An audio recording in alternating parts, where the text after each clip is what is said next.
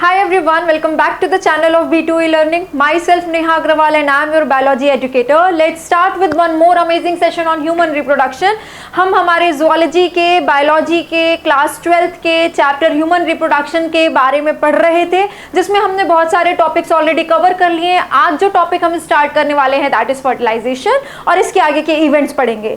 So basically हमने male और female reproductive system, mail और फीमेल में गैमेटोजेनेसिस कैसे होता है, मेंस्ट्रुअल साइकिल के बारे में, मैमरी ग्लैंड्स के बारे में, ये सारा कुछ एनसीईआरटी की सीक्वेंस में कवर कर लिया है ऑलरेडी. तो अब क्योंकि बेटा मेल और फीमेल बॉडी में ऑलरेडी गैमीट्स बन चुके हैं, स्पर्म और ओवम की फॉर्मेशन हो चुकी है, ओव्यूलेशन हो चुकी है. नाउ वी विल सी कि फीमेल बॉडी में ये फर्टिलाइजेशन की इवेंट कैसे हो रही है. ठीक है, आखिर में ये सारा तामझाम क्यों कर रहे हैं? ताकि एक नया जाइगोट बने, एक पूरी ह्यूमन बॉडी एक फीमेल की बॉडी के अंदर बन पाए. तो उसका स्टार्टिंग किससे होगा? फर्टिलाइजेशन से होगा. ठीक है, तो हम फर्टिलाइजेशन, क्योंकि गैमीट्स बन चुके हैं तो हम नेक्स्ट स्टेप पे मूव कर रहे हैं, that is fertilisation, the fusion of gametes. ठीक है, चलिए स्टार्ट करते हैं बेटा. सबसे पहले एक बेसिक बात लिखते हैं कि फर्टिलाइजेशन होता क्या है.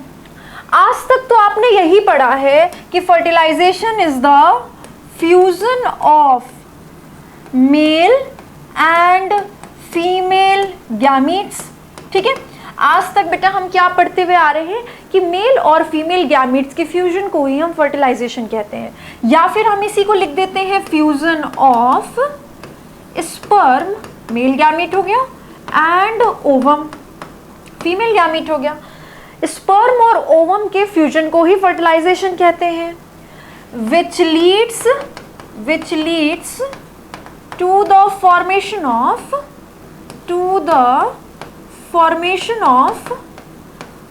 zygote. ठीक है, ये सारी बातें हमने वैसे तो इंट्रोडक्शन क्लास में करी थी, जिसमें हमने ये सब सीख लिया था कि सीक्वेंस में क्या होने वाला है. तो बेटा फर्टिलाइजेशन होगा, स्पर्म और ओवम की फ्यूजन होगी और उसके बाद क्या बनेगा? पहला सेल जाइगोट जो नेक्स्ट जनरेशन का होगा, जो हमने पढ़ा था it is a diploid zygote. याद करो, हमने पढ़ा था कि एक डिप्लॉइड जाइगोट होता है, बिकॉज स्पर्म क्या है? हैप्लॉइड. ओवम क्या रहने वाला है? हैप्लॉइड. तो फाइनली इससे जाइगोट कैसा बनेगा? डिप्लॉइड. और हमने ये भी पढ़ा था बेटा कि ये डिप्लॉइड तो है और यूनिसेलुलर स्ट्रक्चर है. एंड याद करिए हमने एक लाइन लिखी थी कि माना कि reproduction in organism chapter delete हो गया है, बट उससे एक बहुत प्यारा सा क्वेश्चन बनता था that zygote is the vital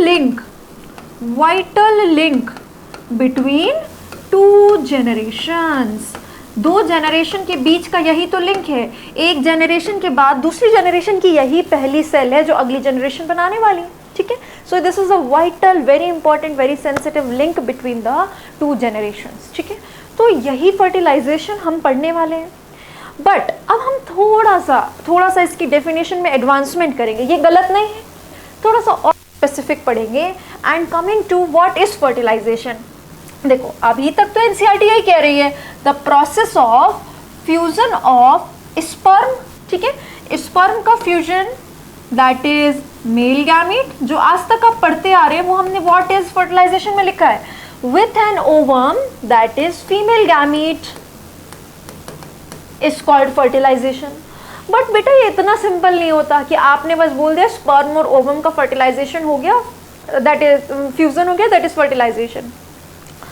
असल में आप याद करो कि ओव्यूलेशन के टाइम पर क्या रिलीज हुआ था बेटा? ओव्यूलेशन के टाइम पर जब ग्राफियन फॉलिकल का रप्चर हुआ था तो सेकेंडरी oocyte रिलीज हुआ था, है ना? सेकेंडरी oocyte रिलीज हुआ था. फिर इस सेकेंडरी oocyte में मियोसिस 2 कराना पड़ेगा कंप्लीट.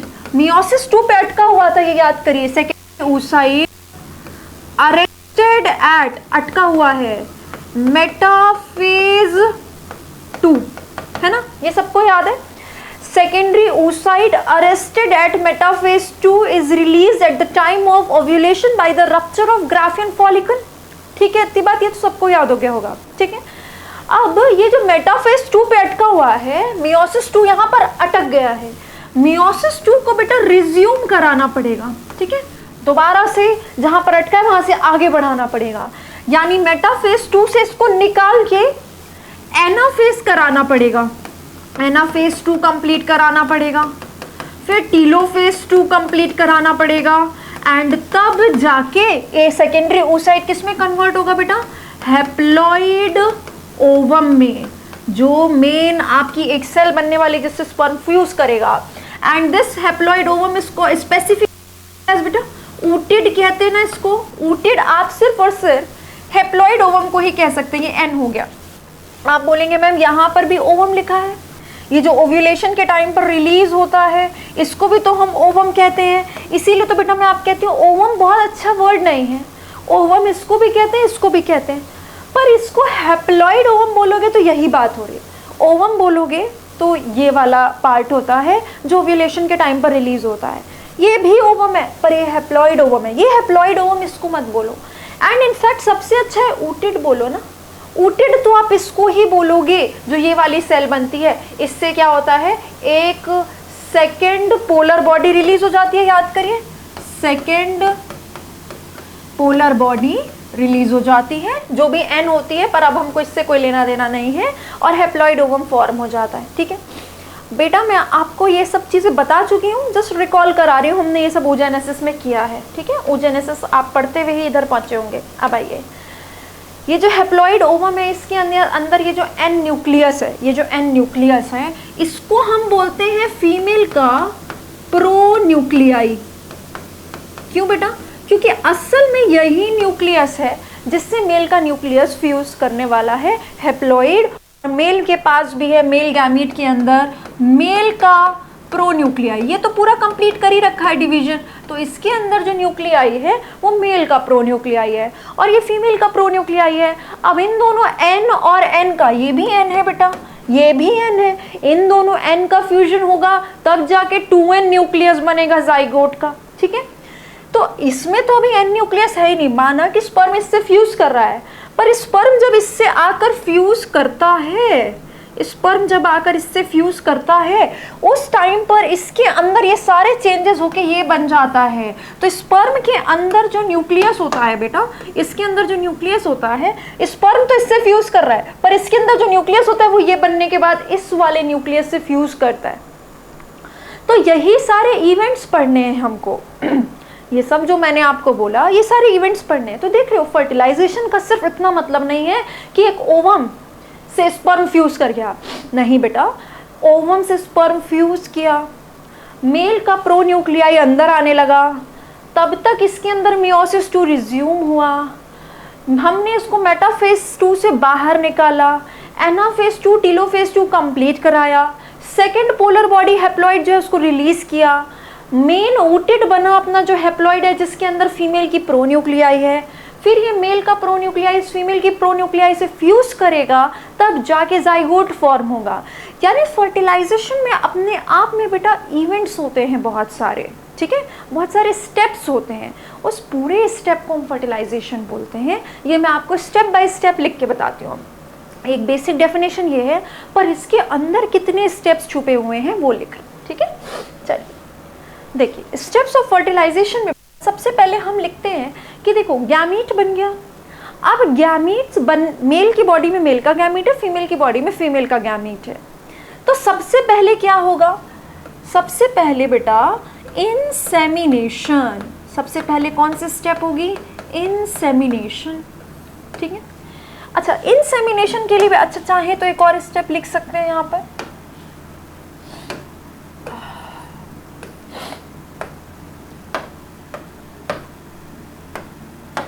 सबसे पहला स्टेप लिख रहे हैं हम कि मेल और फीमेल के बीच में कोइटस यानी कि सेक्सुअल इंटरकोर्स होगा, ठीक है, सेक्सुअल इंटरकोर्स और कोइटस ऑल्सो कॉल्ड एज कॉप्युलेशन, ठीक है, जिसकी वजह से बेटा इंसेमिनेशन होगी, ठीक है। स्टेप्स ध्यान रखेंगे। कॉप्युलेशन विल लीड टू इंसेमिनेशन। अच्छा, आप सब बच्चों को याद है इंसेमिनेशन क्या होता है? That is deposition of sperms into female reproductive tract or into vagina of female reproductive tract which is the copulatory canal।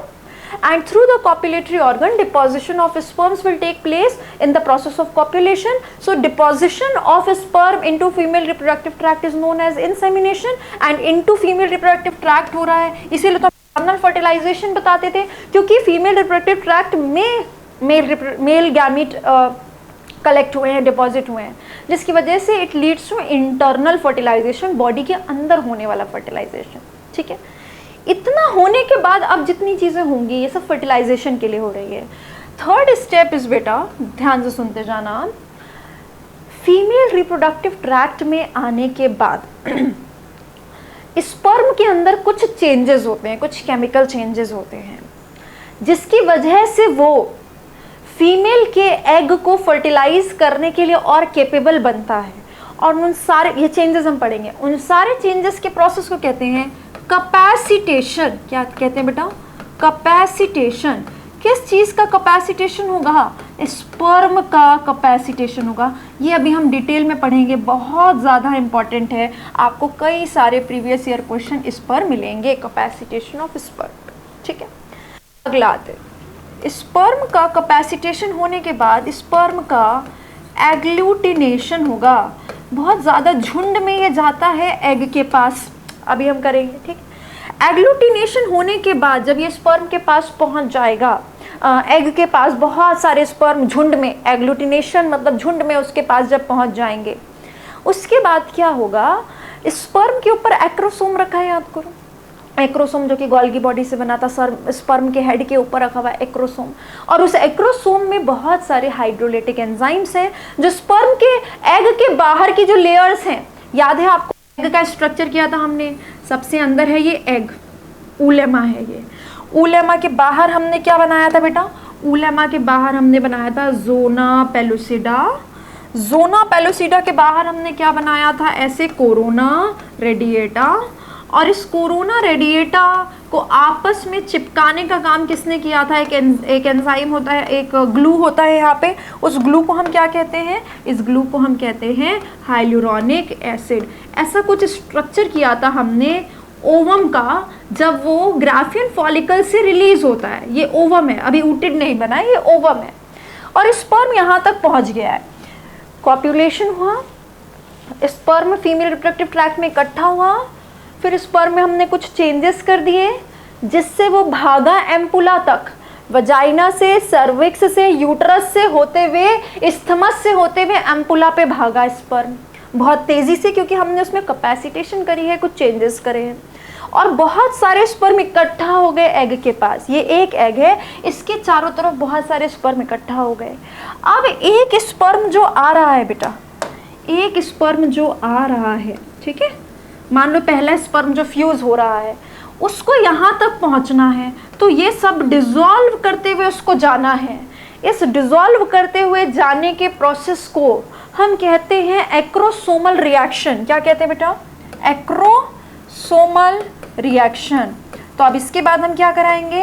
Acrosomal reaction कराएंगे। ठीक है, जैसे एक स्पर्म एक्रोसोमल रिएक्शन करके अंदर तक पहुंच रहा है, हम चाहते हैं अब कोई भी और स्पर्म, एक स्पर्म के बाद कोई भी दूसरा स्पर्म इसको फ्यूज ना करे, वरना पॉलीस्पर्मी हो जाएगा, जाइगोट की प्लॉइडी डिप्लॉइड नहीं रह जाएगी बेटा, एक ही एन वहां तक पहुंचना चाहिए।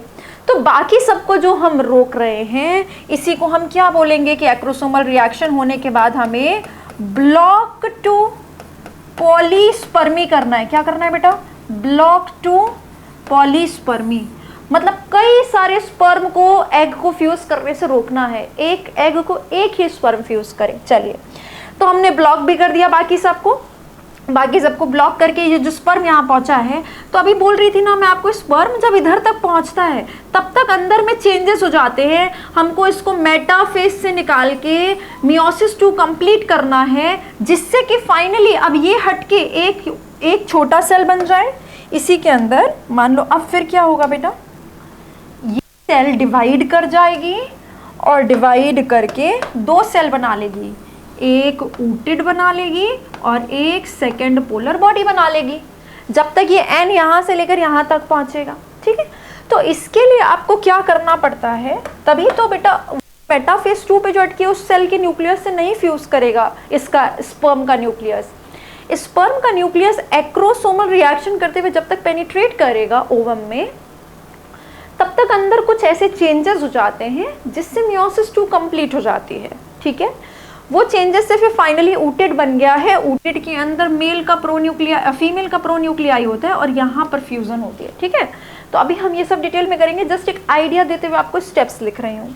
ठीक है, तो आपको क्या करना होगा, जैसे स्पर्म एंटर करेगा अंदर क्या होगा बेटा, deactivation of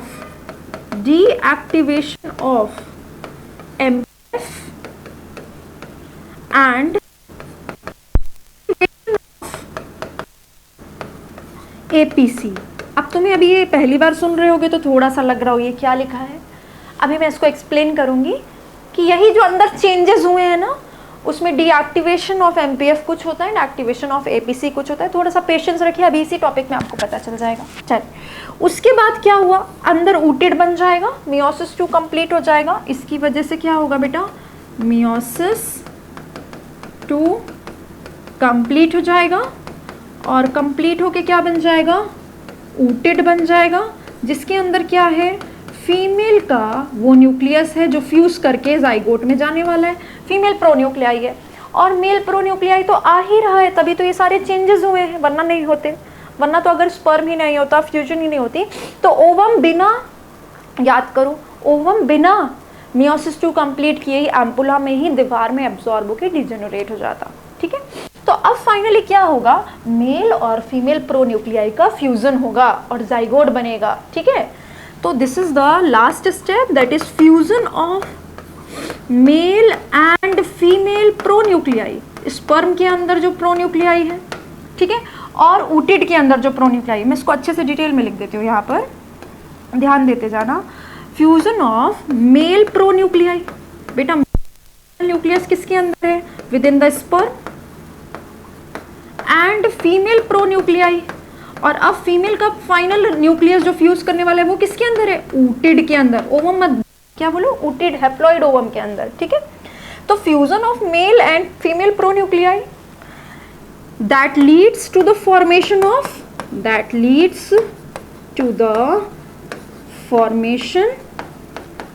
of diploid zygote।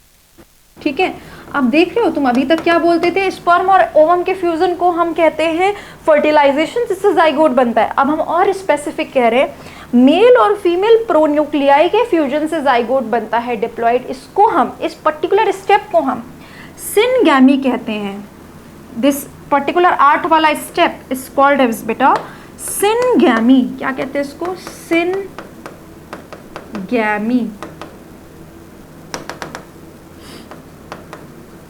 तो मैं चाहती तो अभी सिंपली यहाँ पर 8th स्टेप पे सिनगैमी लिख देती, फिर ये उसकी डेफिनेशन होती।